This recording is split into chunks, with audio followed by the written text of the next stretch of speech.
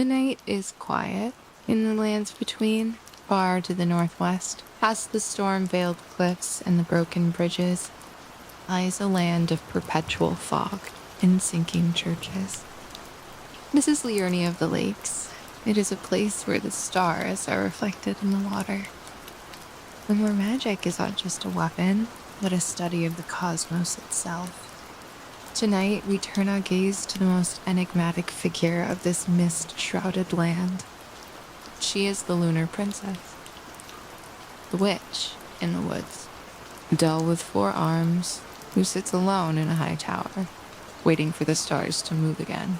Her name is Ranni. But before she was a doll, and before she was a witch, she was a child born into a fragile peace. To understand her silence, and to understand the cold, dark moon she worships, we must look back to the very beginning. We must look at the union of her parents and the secret mentor who found it in the deep, snowy woods. So please, get comfortable. Let your eyes grow heavy. Let the fog of the lake surround you. Let us begin the history of the Carian Royals. Long before Ranni was born, the world was divided by 2 great powers. On one side stood the Golden Order, led by the god Queen Marika and her champion, the red-haired Radagon. They represented the Erd Tree, the glowing gold tree that you see in the sky. They represented faith, order, and the physical might of the Landel armies. On the other side stood the Carian Royal Family, the masters of the Academy of Railucaria. They did not worship the gold tree. They looked up at the night sky, drawing power from the glintstone currents of the stars and the moon. They represented intelligence, sorcery, and the independence of the Liurnian people. These 2 forces, gold and moon, clashed against each other in what history calls the Liurnian Wars. It is written in the archives of the game that the Golden Order, despite their might, could not conquer the sorcerers. The Carian Knights, led by their champion Queen Ranella, were too strong. Their magic was too unpredictable. The war reached a stalemate. Neither side could win. And it was in this deadlock that a miracle occurred. It was not a miracle of battle, but of emotion. Radagon, the champion of the Golden Order, came to the battlefield not to kill Queen Ranella, but to marry her. If you visit the Church of Vows in the game today, you will find a giant tortoise named Muriel, the Pastor of Vows. He tells us that Radagon repented his territorial aggressions. He cleansed himself with celestial dew, a sacred water used to wash away conflict. Radagon and Ranella were married at the Church of Vows. This was a monumental moment in history. It was the union of opposites. The Golden Order and the moon. Faith and intelligence. The red-haired warrior and the raven-haired queen. This marriage brought peace to the lands. The bells of the church rang, and the armies laid down their swords. And from this union, 3 children were born. The first was Rykard, who would eventually become the Lord of Blasphemy, feeding himself to a great serpent deep within the volcano. The second was Radon, who grew to be a giant of a man, so enamored with war and gravity magic that he would one day hold back the stars themselves. And the third, the only daughter, was Ranni. Ranni was born a princess of the Carian Royal Family. In her youth, she likely walked the halls of the Academy of Railucaria. Imagine the sound of footsteps echoing on the marble floors of the debate parlor. Imagine the smell of old paper and the soft blue glow of glintstone crystals illuminating the library shelves.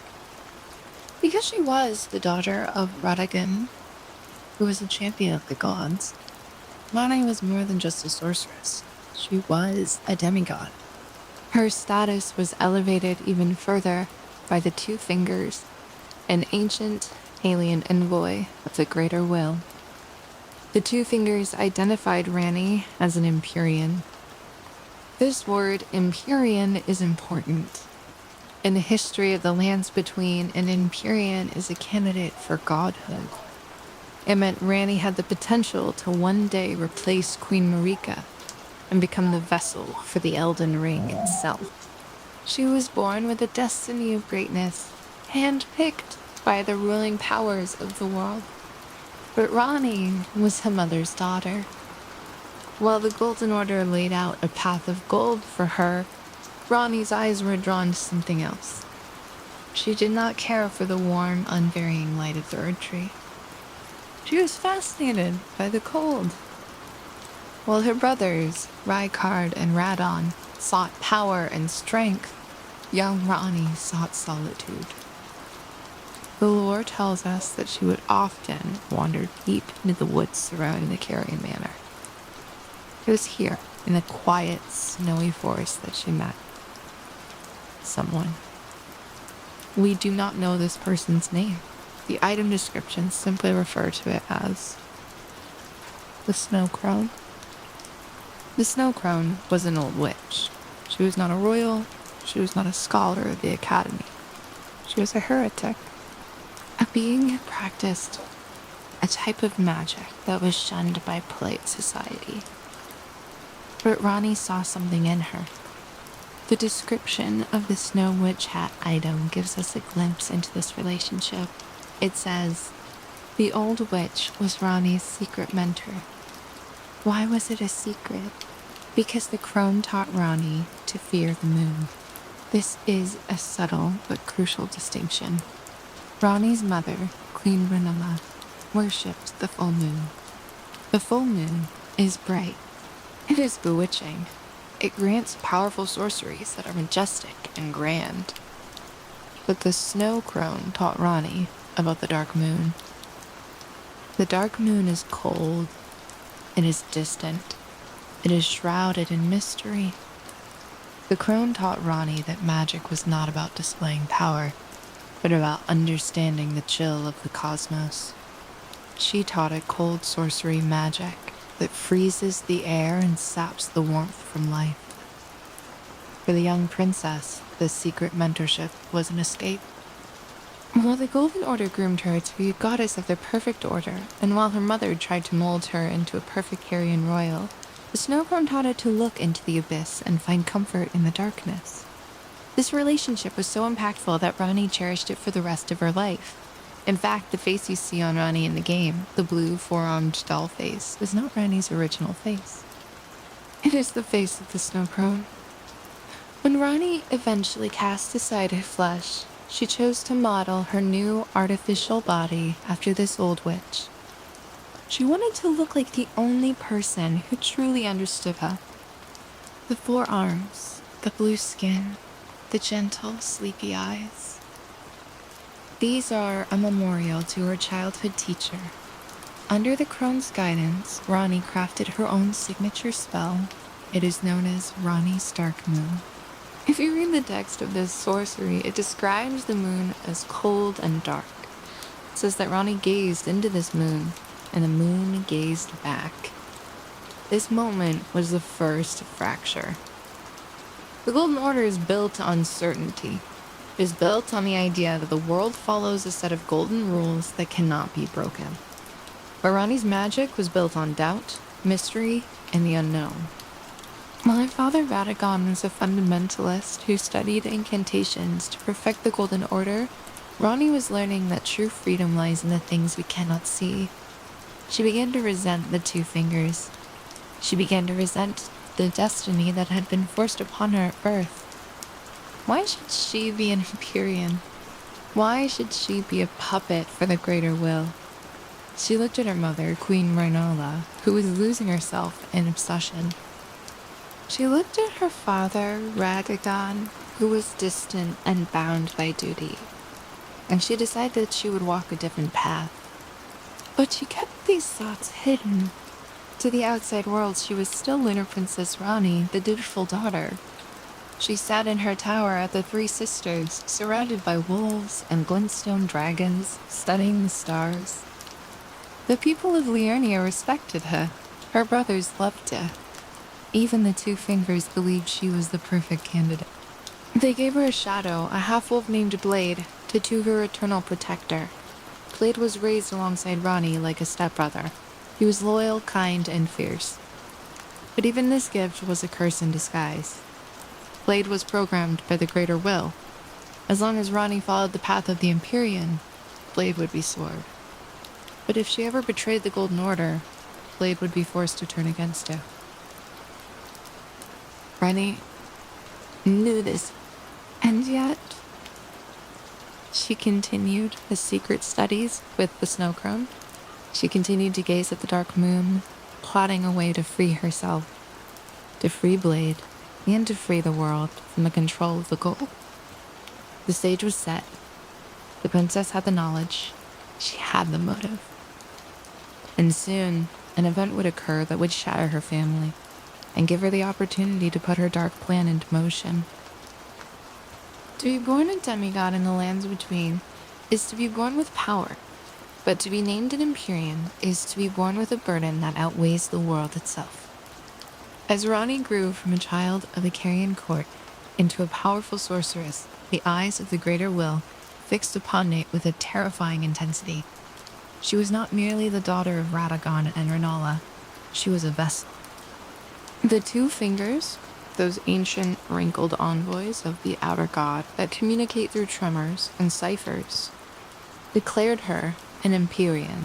In the hierarchy of this world, an Empyrean is distinct from a regular demigod. While many of Queen Marika's children held great power, like General Radahn or Praetor Ricard, they were never candidates to replace him. They were lords, generals, and judges, but they were not gods in the making. An Empyrean is a being capable of housing the Elden Ring itself. They are the chosen successors, the ones bred or selected to usher in a new age. At the time of Ranni's selection, there were only 3 such candidates in existence: Muquella, Deanna Lloyd, Melania, his twin sister brought cursed from birth, and Ranni, the Lunar Princess. This selection was not an honor Ranni sought.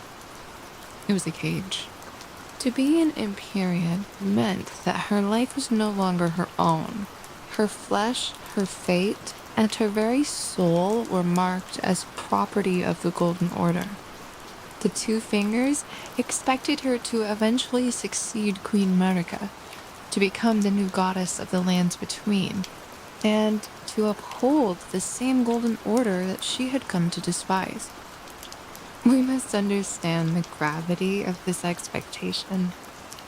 The Golden Order is a system of absolute control. It dictates the laws of physics and life, removing the concept of dust and death from the world. It creates a reality where nothing truly ends, and everything is fed back into the Erd Tree. For a scholar like Ranni, who studied the cold, distant stars and the dark moon, the stagnant eternal order was suffocating. She did not want to be a cage for the Elden Ring. She did not want to be a god that walked among men, dictating their fate. But the greater will does not ask for consent, it demands compliance. And to ensure this compliance, they gave Ranni a gift that would serve as their protector, a brother, and, if necessary, her executioner. The greater will bestowed upon Ranni a shadow. His name was Blade. In the lore of the lands between, a shadow is a specially created being. They are half-wolf, beasts of immense strength and unwavering loyalty. We see this parallel with Queen Marika herself, who had her own shadow, Malekith the Black Blade. The purpose of a shadow is twofold: a cruel design that ensures the Empyrean never truly rebel. On one hand, the shadow is a loyal vassal. Blade was introduced to Ranni when they were both children. He was not just her bodyguard, he was her stepbrother. They grew up together in the stone halls of Carian Manor. They played in the gardens, likely watched over by war counselor Gigi. The bond between Ranni and Blade was genuine. The game's text tells us that Blade was incapable of betrayal. His love and loyalty to Ranni were woven into his very biology. He was her sword, her shield, and her only true friend in a world of political maneuvering. But there was a dark failsafe written into Blade's flesh. Shadows are creations of the greater will. If the Empyrean they serve ever turns against the Golden Order, If they ever try to reject their destiny as a god, the Shadow's programming overrides their loyalty. They are designed to go mad. The Greater Will flips a switch in their mind, transforming the loyal protector into a frenzied assassin whose only goal is to kill the Empyrean before they cause lasting damage. Ranni was intelligent. She knew this, and she looked at Blade, her beloved brother, and saw the curse living inside him. She knew that if she ever pursued her dream of the Dark Moon, if she ever tried to escape the fingers that gripped her fate, Blade would be forced to hunt her down. This tragedy defines Ranni's early life. Every moment of warmth they shared with Blade was shadowed by the knowledge that she would one day have to break his heart or end his life. The Golden Order had essentially taken a hostage, and that hostage was her best friend. Why did Ranni hate the Golden Order so much? How was she willing to risk her life, her family, and the sanity of her shadow to escape it? The answer lies in her philosophy. The Golden Order offers certainty. The Ur tree shines every day, the path of life is known, death is removed, there is no mystery, only light. It is a world where the gods walk directly among the people, enforcing their will. Ranni's vision, inspired by her Snow Witch mentor, was the opposite. She wanted an order that was far away. She believed that life and the souls of the living should not be micromanaged by a glowing tree or an alien beast. She envisioned an age of stars. In this age, the order, the laws of reality, would be moved far into the dark chill of space. They would be imperceptible. People would live and die without knowing that a god was watching them. They would be free to stumble, to fear, and to wander in the darkness. It was a philosophy of loneliness, but also of ultimate freedom.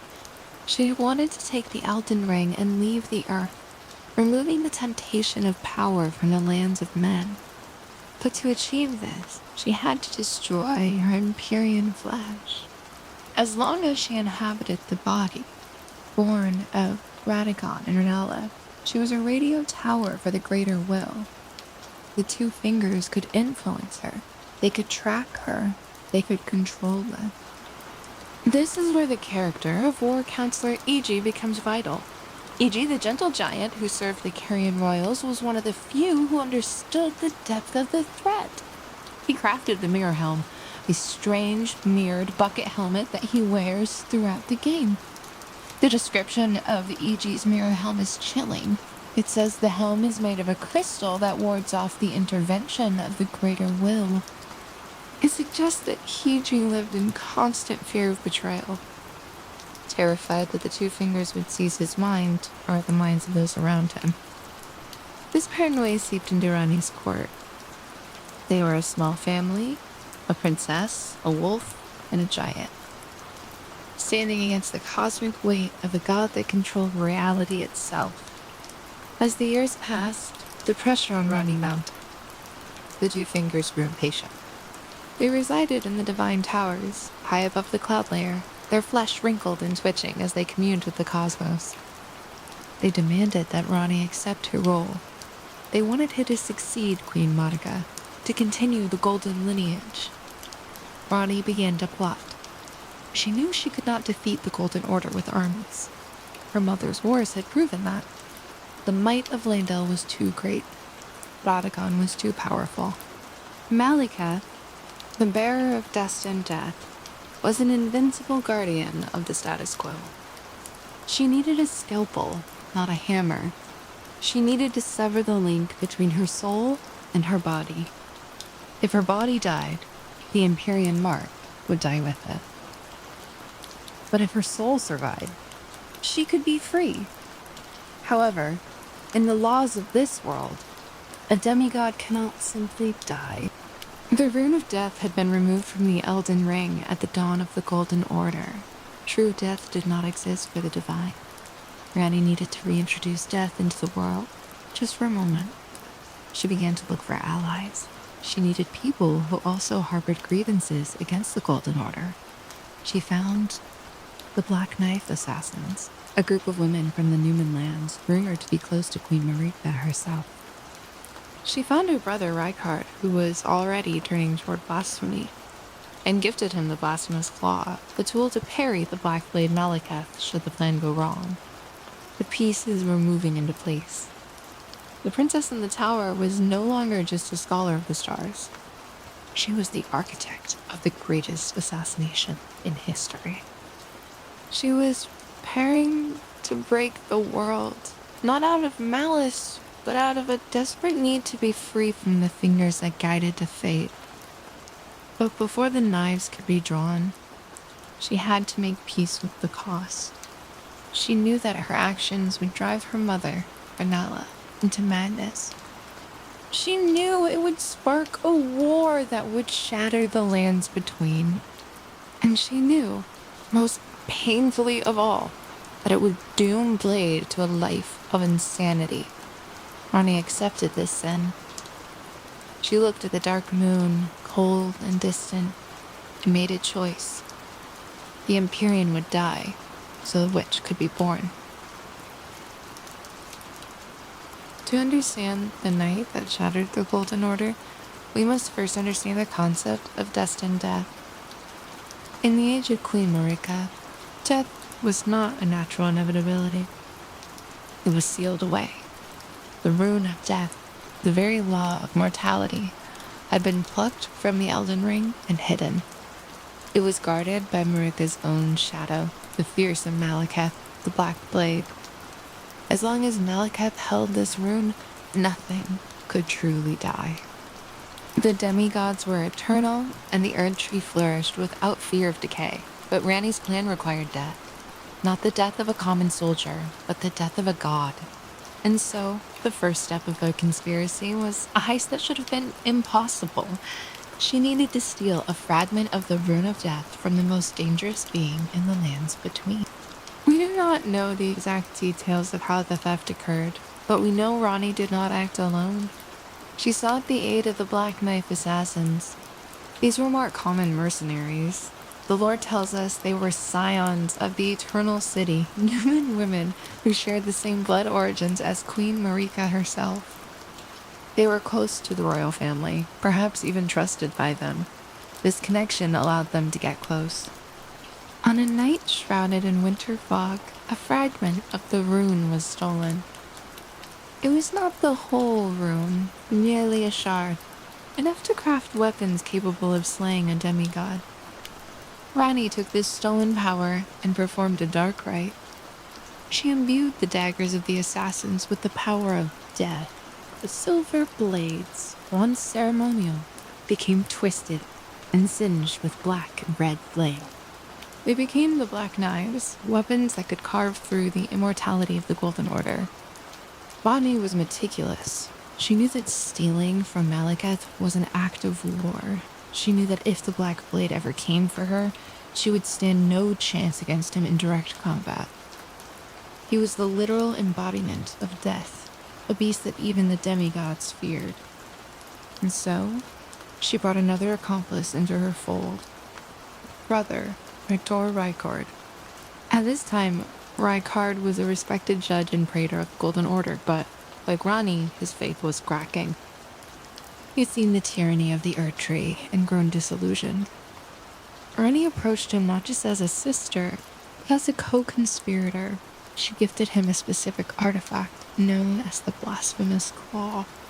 If we examine the Blasphemous Claw in the game, it is described as a slab of rock engraved with traces of the Rune of Death. Ranni gave this to Rykard as a last resort.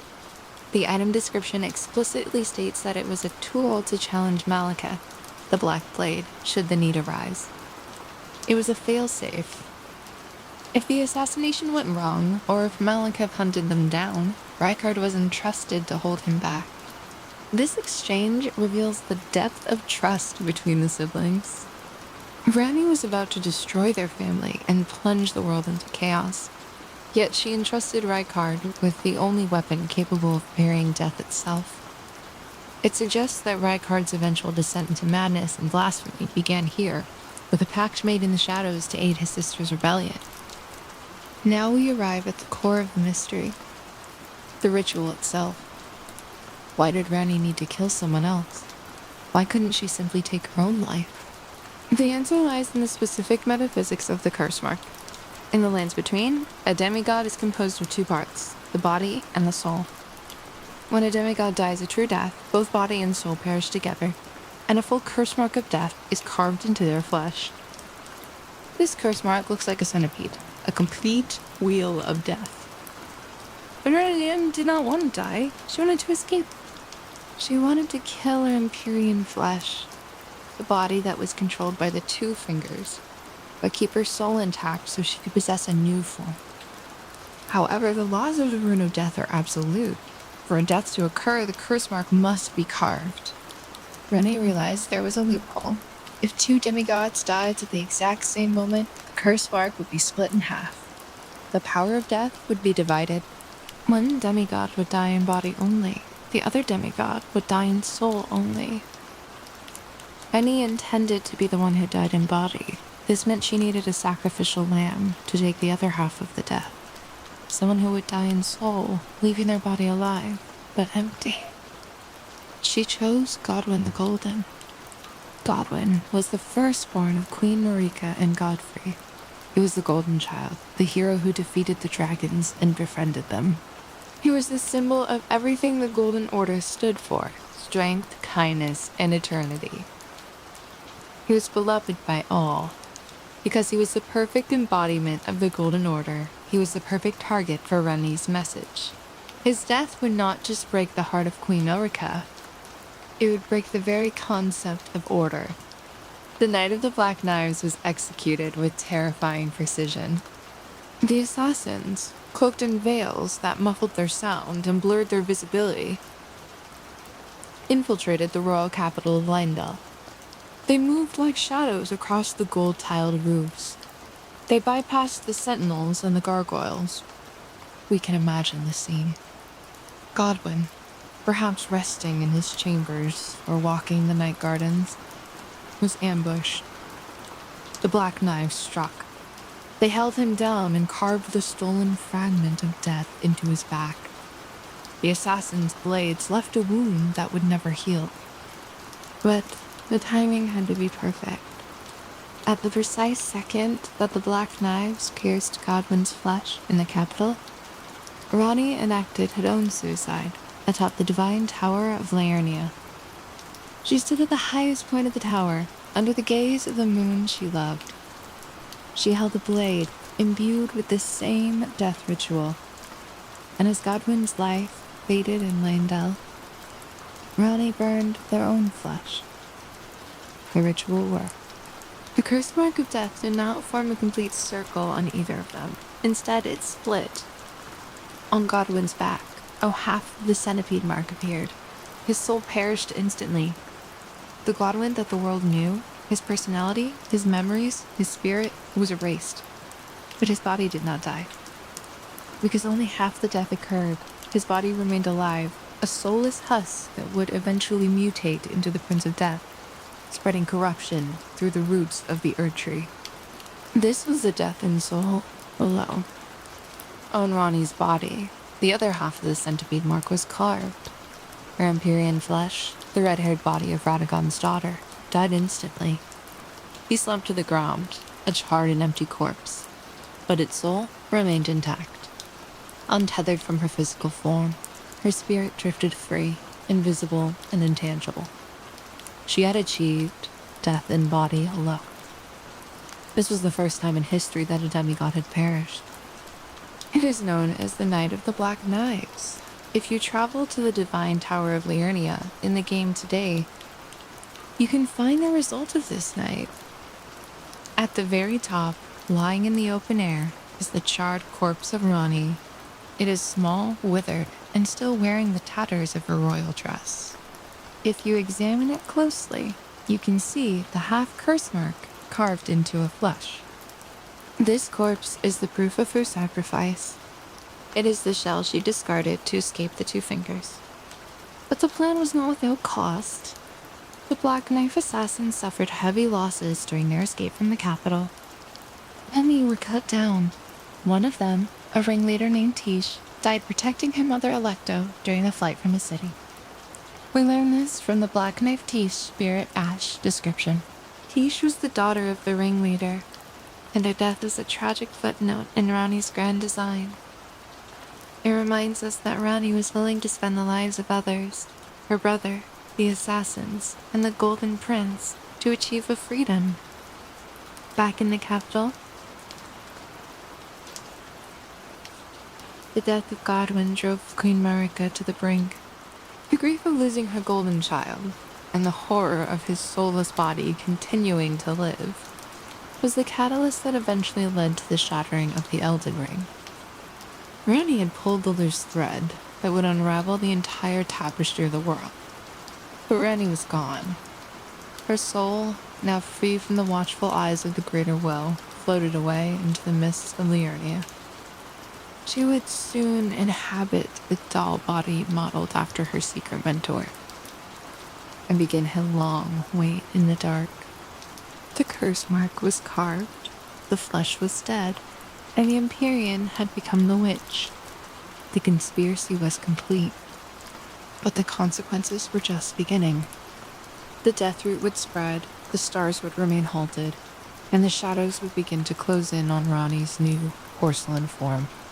These are the remnants of the Carian Knights, the enchanted formidable warriors who once held the Golden Order at a stalemate. Though the knights are long gone, their spells remain, hanging in the ether like ghosts, waiting to pierce anyone foolish enough to knock on the princess's door. It is only after surviving this gauntlet, after defeating the spectral shade of the Royal Knight Loretta in the moon-gazing grounds, that you enter the true sanctuary. Before we could speak of the witch in the tower, we must speak of the fortress that hides it.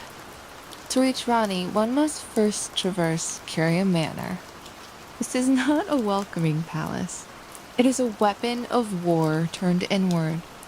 The manor sits on the northern edge of Liurnia, a place where the fog is so thick it clings to your clothes like damp wool. The defenses here tell a story of paranoia and terrifying magical prowess. The courtyard isn't patrolled by knights, but by the finger creepers, grotesque disembodied hands with too many rings, scuttling through the mud. More theorists speculate these horrors might be connected to Ranni's brother, Ricard, a twisted gift to protect his sister's sanctuary. They serve as a visceral warning. Turn back. But the true defense is the sky itself. As you approach the manor, magic glint blade traps materialize from thin air. These are the remnants of the Carian Knights, the enchanted formidable warriors who once held the Golden Order at a stalemate. Though the knights are long gone, their spells remain, hanging in the ether like ghosts, waiting to pierce anyone foolish enough to knock on the princess's door.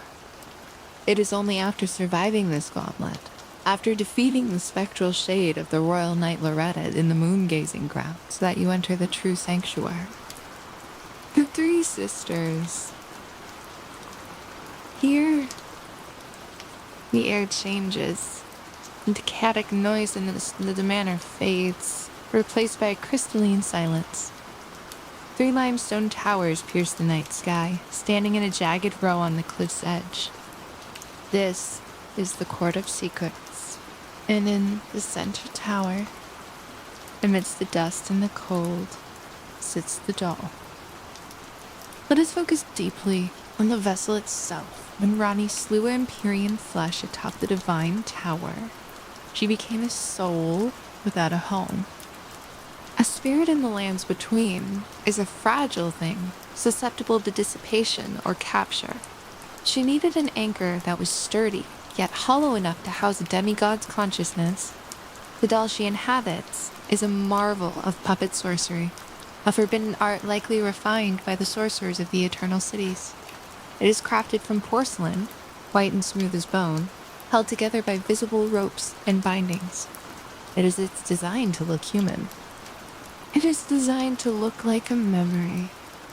As mentioned in the previous chapter, the doll possesses 4 arms.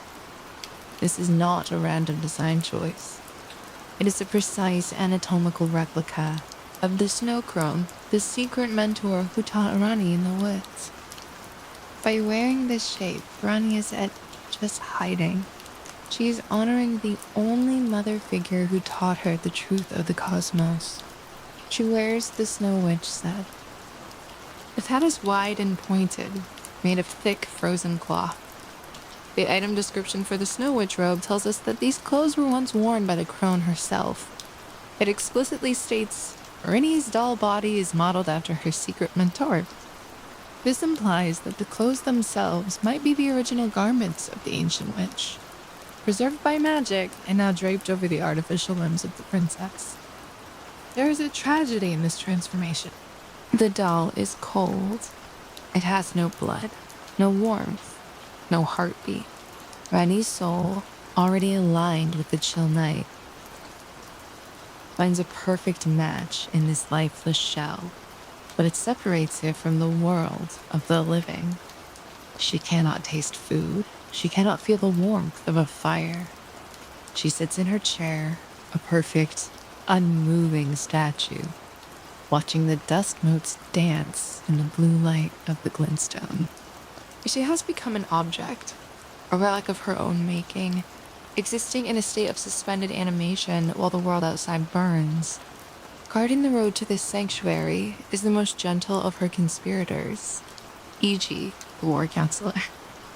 To understand E.G., we must look at his race.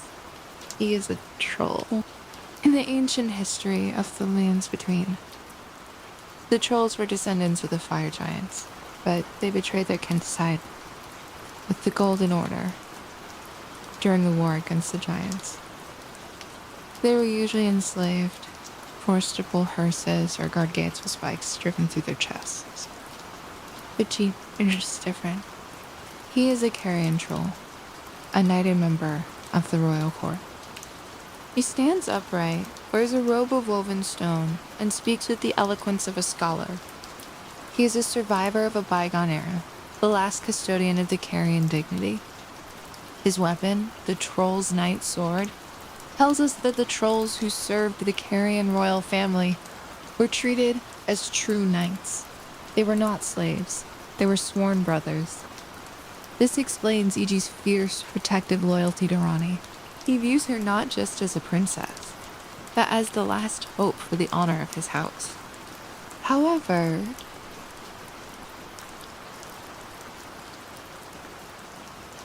E.G. carries a heavy burden, quite literally on his shoulders. He wears the mirror helm.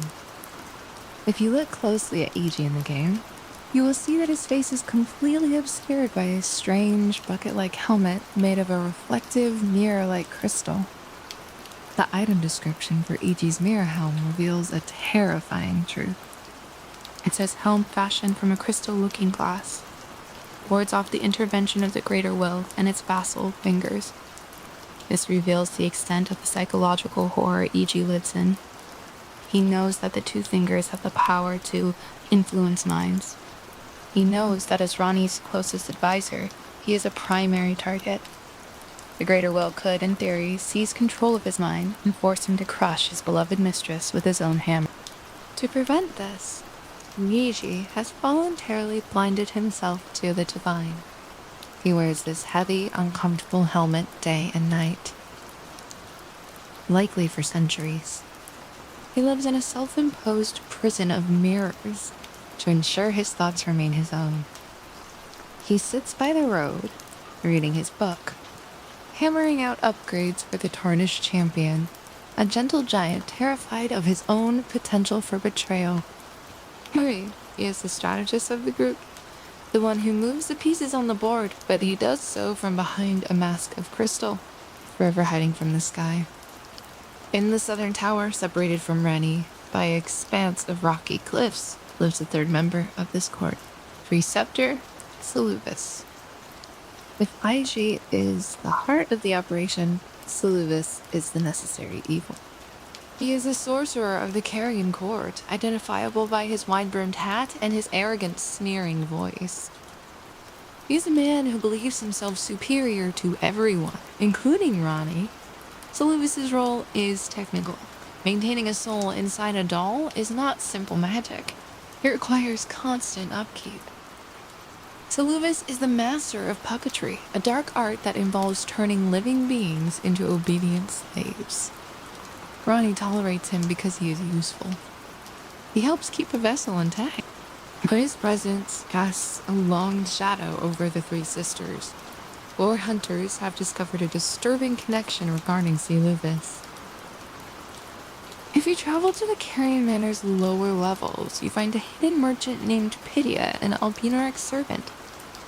When Pydia dies, the puppet body of Seluvis also falls lifeless. This has led to a strong theory that Seluvis himself might be a puppet, controlled by the pathetic servant Pydia, or perhaps they are two halves of the same twisted consciousness. Regardless of his true nature, Seluvis is a traitor in waiting. He does not share Ranni's vision of freedom, he only craves possession. He crafts the Amber Draught, a potion designed to sever the will of a demigod. His plan is audacious and horrific.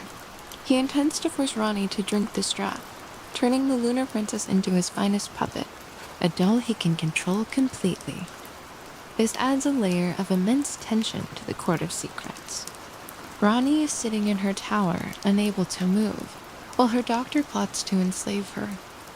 But Ranni is naive. She is a witch of the dark moon. She allows Seluvis to play his games because she knows she can snuff him out the moment he becomes the true threat. It is a dangerous game of chess played in a silent room. With the defenses set, the advisors in place, and a body secured, Ranni enters a state of dormancy. In the game, Ranni is often found sleeping or speaking of her need to rest. "I shall soon enter my slumber," she tells the player. This is not laziness. This is a metaphysical necessity. We must remember that Ranni is technically dead. Her soul is untethered. Holding a soul inside an artificial object like the doll requires immense focus and magical energy. It is an unnatural state. To conserve her strength, and perhaps to keep her presence hidden from the ever-searching Two Fingers, she powers down. There is also a deeper, sadder reason for the slumber. Miniature Ranni item, a tiny version of her doll body that you find later in the game, gives us insight. When you try to speak to it, it remains silent at first. When it finally speaks, Ranni is annoyed, embarrassed that her guise has been seen through. This silence is her shield. By sleeping, by remaining small and quiet, she disassociates from the horrors of the world. She waits for the stars to move. The lore tells us that the fate of the Carian Royal Family is tied to the stars, but the stars are currently halted, frozen in the sky by your brother, General Radahn. Until Radahn dies, until the stars resume their march, Ranni can do nothing. She is stuck in a limbo of her own make, and so she sleeps. She sits in her cold tower, surrounded by the ghosts of her past, listening to the wind howl through the three sisters. She trusts Iji to watch the road. She trusts Bai to search the underground. And she trusts that one day a Tarnish will come, who can restart the clock of destiny. This is the EP nature of Ranni. It is the exhaustion of a goddess who has fought a war against reality itself, and is now simply waiting for the end of the long night. We cannot close this chapter without examining the Seluvis's potion. This item is the physical manifestation of the treachery within Ranni's court. It is a cloudy amber liquid. Its description states that it is a draught that allows one to turn the drinker into a puppet. The existence of this potion in the story serves to highlight Ranni's vulnerability. She is surrounded by monsters. Her brother is a rot-infested general holding back the sky. Her other brother is a serpent god devouring champions. Her doctor is a puppet master trying to enslave her. The only person she can truly trust is a half-wolf programmed to go insane and kill her. And yet, she remains calm. She speaks with a cool, detached elegance. This is the fortitude of the lunar princess. She has discarded her flesh, her family, and her claim to the Golden Order. She has nothing left to lose. And so she sleeps in her porcelain shell, dreaming of a voyage into the dark, cold cosmos, far away from the potions and the politics of the earth. The stage is set. The doll is waiting. The advisors are ready. But the stars are still. To awaken the princess, someone must kill the Star Scourge. We now arrive at the great cosmological paradox that trapped Ranni in her tower for so many years. To understand her imprisonment, we must look up at the sky. In the current age of the Golden Order, the stars and the lands between do not move. If you stand on a cliff in Limgrave and watch the night sky for hours, the constellations will remain fixed. They are pinned against the velvet black, frozen in a state of suspended animation. This is not a natural phenomenon. It is the result of a single man's will. Ranni's fate and the fate of the entire Carian Royal line is inextricably tied to the movement of the stars. The Carians believe that their destiny is written in the stellar currents. When the stars move, time moves. When the stars stop, the Carian fate stagnates. It enters a state of decay and repetition. The man responsible for this stagnation was none other than Ranni's own brother, General Radahn. Radahn is known to history as the Star Scourge. In his youth, he traveled to the sorcery town of Celia, deep in the rot swamp of Caelid. There, he studied the arts of gravity magic under an alabaster lord, a race of beings with skin like stone who rose from the earth. Radahn mastered these forces not for power, but for love. He wished to continue riding his scrawny, beloved horse, Leonard, even as his own body grew to the size of a giant. He learned to manipulate gravity to make himself weightless. But as his power grew, so did his ambition. Radahn eventually challenged the stars themselves.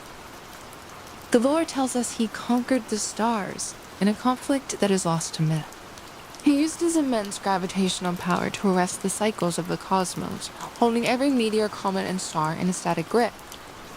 He did this, ostensibly, to protect the lands between from falling beasts and alien threats, like the creatures we see landing in craters. However, this act of protection was a cage for his sister. By holding the stars, Radahn inadvertently paused Ranni's destiny. As long as the Star Scourge lived, the stars could not move, and Ranni's path to the Age of Stars could not open. She was trapped in a timeline that refused to advance. The deadlock was finally broken not by diplomacy, but by a festival of death. The Radahn Festival, held at Redmane Castle in the Scarlet Dunes of Caelid, is one of the most significant events in the game's history.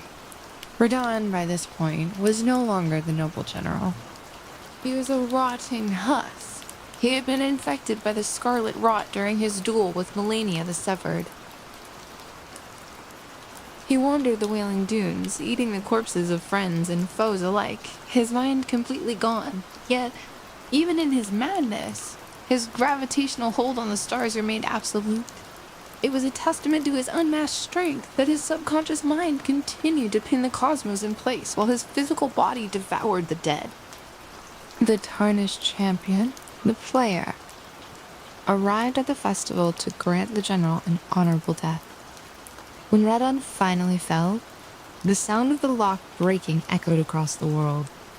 The sky, which had been still for centuries, suddenly lurched into motion. The accumulated momentum of the held stars was released all at once. A massive falling star, a meteor of golden light, streaked across the sky. It bypassed the atmosphere and slammed into the earth in the mistwood of Limgrave. The impact was cataclysmic. It did not just create a crater, it punched a hole through the crust of the world, revealing the hidden depths below. This was the signal Ranni had been sleeping for. The path to Nokron, the Eternal City, was finally open.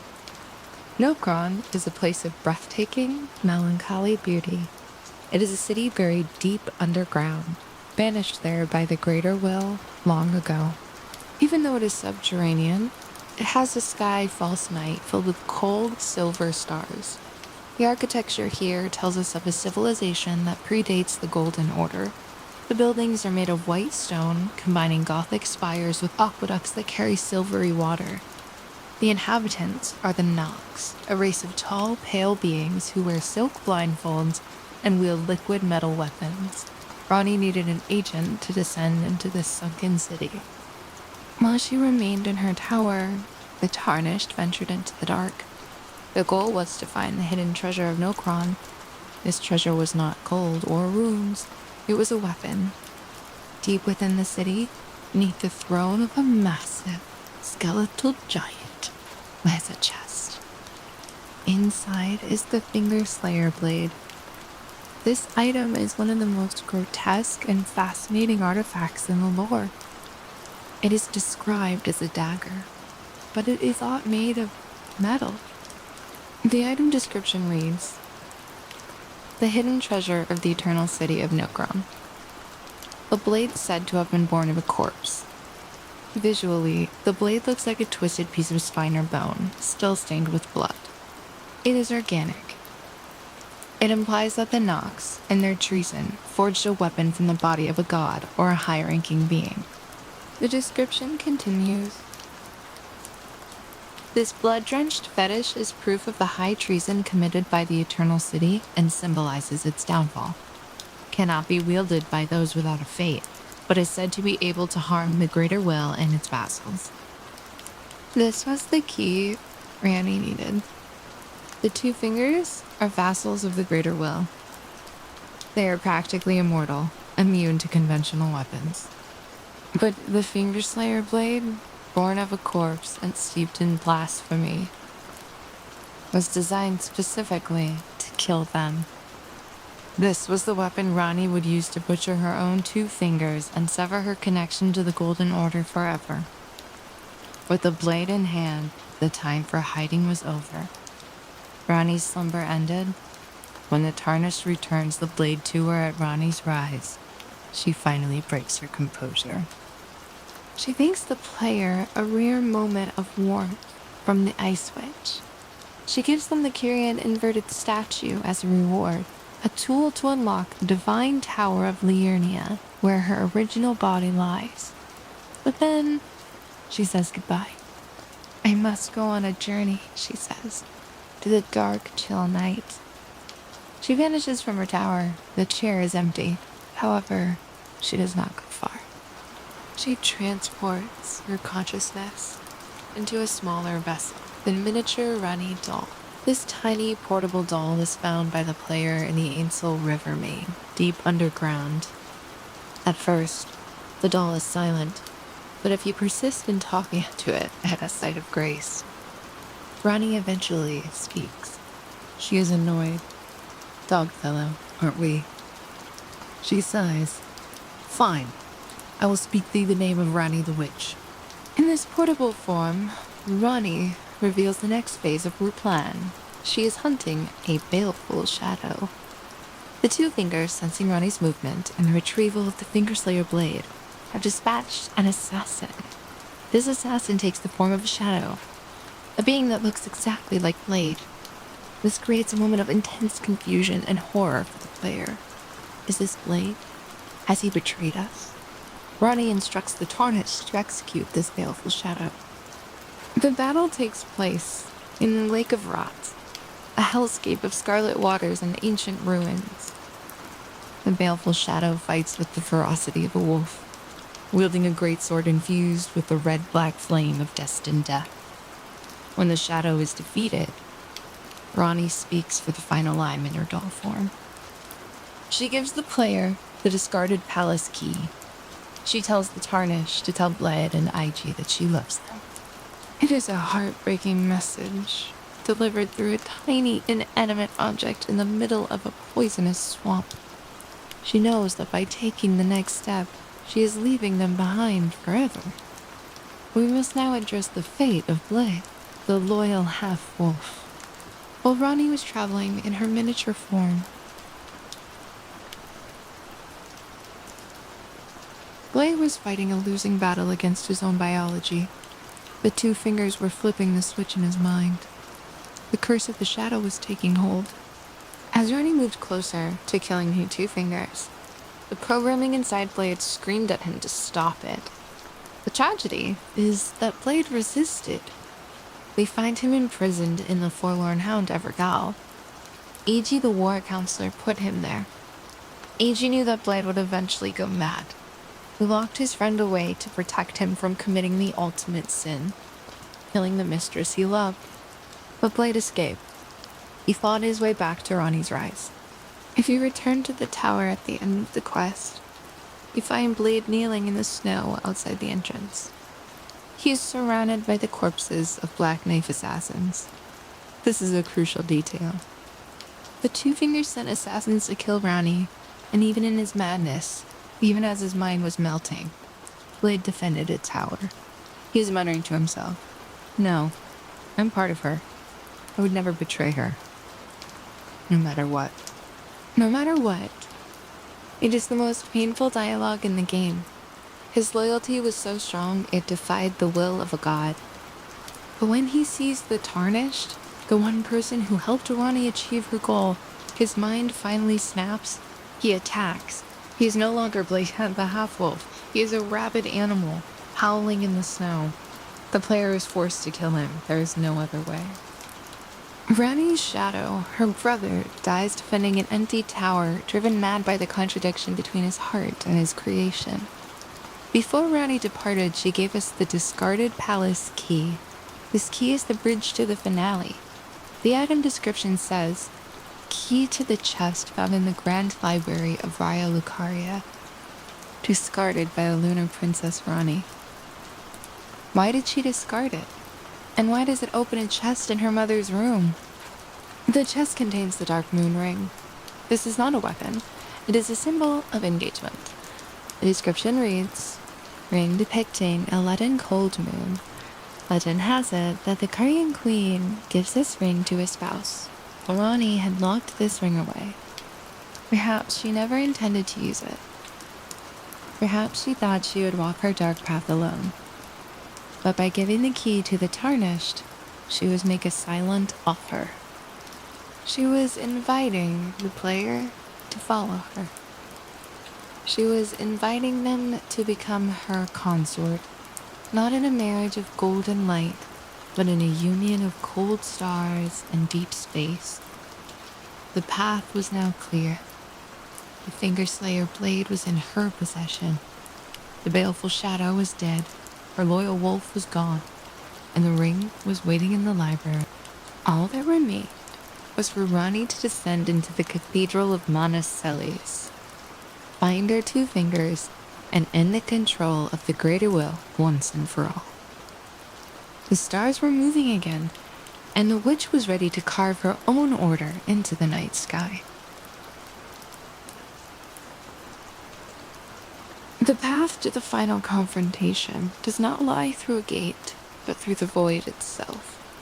To reach Ranni's final destination, the Tarnished must cross the Lake of Rock, descend into the Grand Cloister, and travel via coffin down a waterfall of scarlet corruption. This journey leads to the bottom of reality, a place where the stars of the underground shine brightest. But there is a gatekeeper. Before one can ascend to the Moonlight Altar, one must defeat Astel, natural born of the Void. Astel is a creature of immense significance to Ranni's lore. It is a malformed star, a being that crashed into the lands between long ago. Its body is composed of colorful glass, meteoric rock, and human skulls. It represents the raw, terrifying power of the cosmos that Ranni seeks to harness. The world is left in darkness, but it is a gentle darkness. It is the living proof that the stars are not just lights in the sky, but dangerous entities. By defeating this star beast, the Tarnished proves that they are capable of surviving the chill night that Ranni envisions. Once the beast falls, the seal opens. An elevator takes us up, rising out of the deep earth and emerging onto a high, isolated plateau in Liurnia that is inaccessible by any other means. This is the Moonlight Altar. The atmosphere here is dissect from the rest of the game. The ground is littered with starlight shards, fragments of fallen stars that glow with a faint blue light.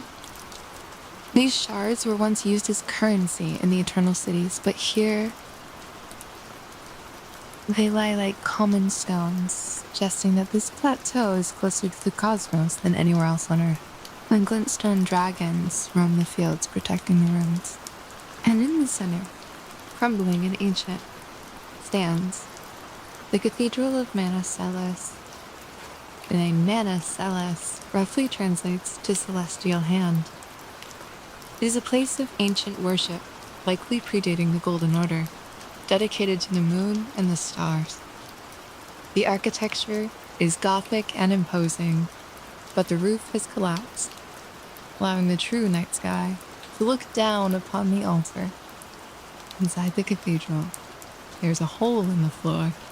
It is deep, dark, and jagged. This is the final descent. When the tarnish drops into this cavern, the scene that awaits is not one of triumph, but of gruesome silence.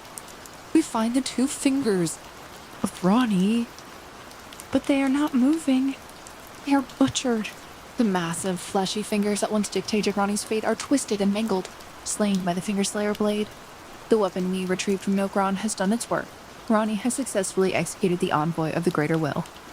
She has severed the hotline between her soul and the outer god of order, but Ranni herself is in a state of ruin. Her dull body, the miniature form she inhabited, is sitting slumped against the corpse of the fingers. It is lifeless. There is blood pooling around her, which is a strange detail for a doll, implying that the violence of the act required a metaphysical sacrifice. Or perhaps the blood belongs entirely to the fingers and has simply soaked her porcelain shell. She looks small, broken, a puppet whose strings have finally been cut, leaving her collapsed on the cold stone floor of a tomb. This is the moment of truth. The tarnished approaches the lifeless doll. In our inventory, we hold the Dark Moon Ring, the engagement band we retrieved from the chest in Queen Renala's library. The item description of the Dark Moon Ring is vital here. It says, "Ring depicting a leaden cold moon. Legend has it that the Carian Queen gives this ring to her spouse. Ranni is the only Carian Queen." Wait, let us correct that. Ranni is a princess, but by possessing this ring, she assumes the authority of a queen. The ring bears a warning engraved inside: "Whoever thou mayest be, take not the ring from this place. The solitude of the night is better sought alone." Ranni never expected anyone to follow her. She resigned herself to a solitary existence in the dark. By bringing the ring here, the Tarnished is rejecting her warning. They are choosing to intrude on her solitude. The Tarnished slides the ring onto the doll's finger. The effect is immediate. The porcelain body does not just animate, it manifests Ranni's true presence. Her spirit returns to the vessel, but it is different now. She appears in her full size, sitting atop the slain fingers. The spectral face next to her eye is clear. She looks down at the player, not with annoyance, but with a profound, quiet realization. "Thought I have found it," she says. "My order." She acknowledges the Tarnish as her fair consort, eternal. This is the formal betrothal. In the blood and dark of the cave beneath the ruined cathedral, a new dynasty is founded. It is not celebrated with golden trumpets or crowds of worshippers, but with a quiet whisper between two god-killers. She tells us to continue our path to become Elden Lord, and promises that when the tide comes, she will meet us there. She dissolves into blue mist, leaving behind one final gift. Where her body sat, a weapon appears, a dark moon greatsword. For veterans of From Software games, this weapon is legendary.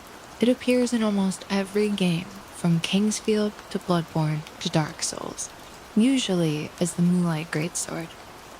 It is always the ultimate weapon of magic users. In the lore of Elden Ring, this sword has a specific Carian history. The description reads, "A moon greatsword, bestowed by a Carian queen upon a spouse to honor long-standing tradition. This confirms the marriage. By wielding this sword, the Tarnish is canonically the husband or spouse of Ranni." But the description continues. One of the legendary armaments. Ranni's sigil is a full moon, cold and leaden, and this sword is but a beam of its light. The sword is made of light. It freezes the air around it. It is a weapon of the chill night. By giving this to us, Ranni is arming her lord for the final battle. It is a symbol that we are no longer fighting for the Erdtree, nor for the Golden Order. We are fighting to clear the way for the moon. Once the Tarnish defeats the final boss, the Elden Beast, and stands inside the Erdtree, they are presented with a choice. They can repair the Golden Order, or they can summon Ranni. If we summon her, the Age of Stars ending begins. Ranni materializes. She walks up to the shattered remains of Queen Marika. In a gesture that is both tender and final, she picks up Marika's crumbling head and pushes it down. This is the symbolic end of the Golden Age. The old god is gone. The new god has arrived. But Ranni does not sit on the throne, and she does not repair the Elden Ring. Instead, she casts a spell that plunges the world into darkness. A giant full moon eclipses the Erdtree. The golden leaves turn to a cool blue night. Her dialogue here is often misunderstood due to translation differences, so we must analyze it deeply. In the English dub, she says, "Here beginneth the chill night that encompasses all, reaching the great beyond, into fear, doubt, and loneliness, as the path stretches into darkness." It sounds sinister. It sounds like she is cursing the world to 1,000 years of misery. However, deep research into the original Japanese script reveals a more nuanced philosophy. In the original text, Ranni explains that order the laws of reality, physics, and life should not be something that people can see or touch. Under the Golden Order, the Order was the Erdtree. It was a physical object in the sky that demanded worship. It was tangible. If you obeyed it, you were blessed. If you disobeyed, you were punished. Ranni believes this is wrong. She believes that the laws of the world should be far away. Her Japanese dialogue roughly translates to,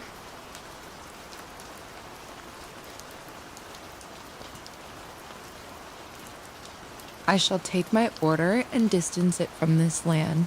Even if life and souls continue, one should not be able to see the order, feel it, or believe in it directly." She isn't bringing loneliness to the people. She is bringing loneliness to the gods.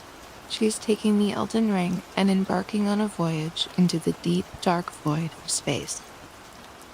The Chill Night.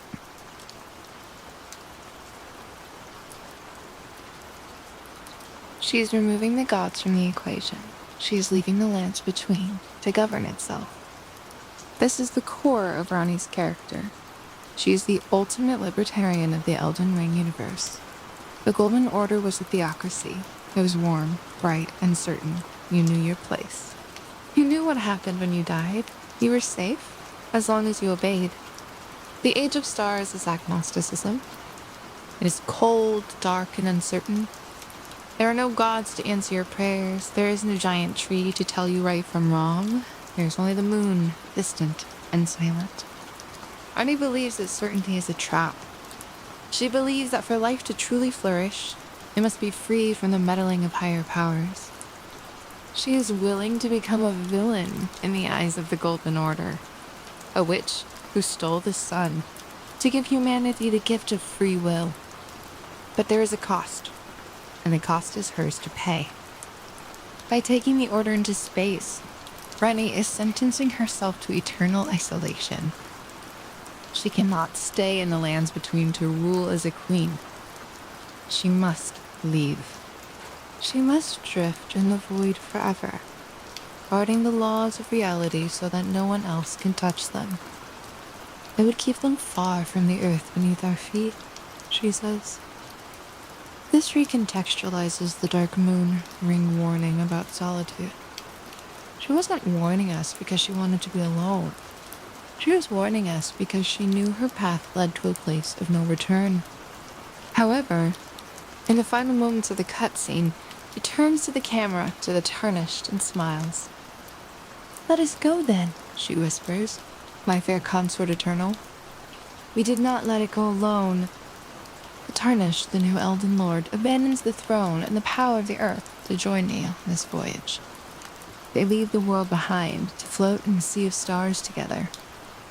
It is a melancholic ending, but a romantic one. The world is left in darkness, but it is a gentle darkness. The tyranny of the Erd Tree is over. The screaming of the Shattered Ring is silenced. The wars of the demigods are finished. In the end, the story of Ranni is not a story of conquest. It is a story of a girl who hated the cage of gold she was born into, who killed her own flesh to escape it, and who eventually dismantled the entire religion of the world just so she could look at the stars without a god blocking the view. The history of the Carian Royals ends here, not with a kingdom on earth, but with a voyage into the infinite. The long night has begun, and for the first time in an age, the people of the lands between are free to dream